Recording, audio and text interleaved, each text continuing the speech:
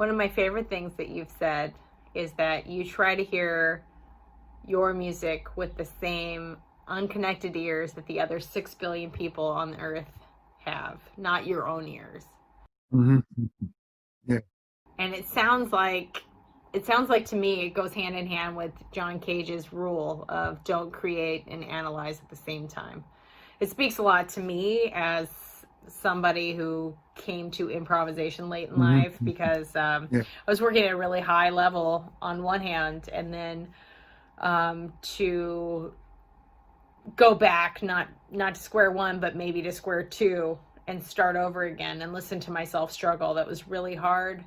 Um, so if I were to think of it how you're describing, I would just let myself create. Can you talk more about how you got to that happy place where you allow yourself the space to create? If you're going to write something, the worst thing we can do is judge it. And, the idea, judge the idea. And the other 6 billion or whatever, how many there are now people in the world, they just hear that, you know. Who knows? Beethoven might have thought,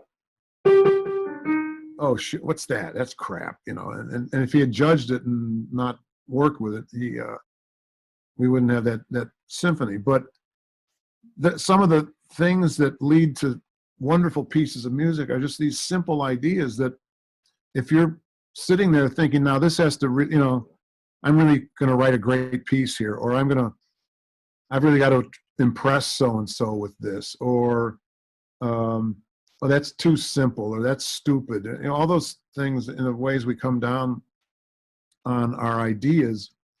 Um, I try to hear something come out of my hands in this disconnected kind of way, where I'm hearing it like someone else has played it.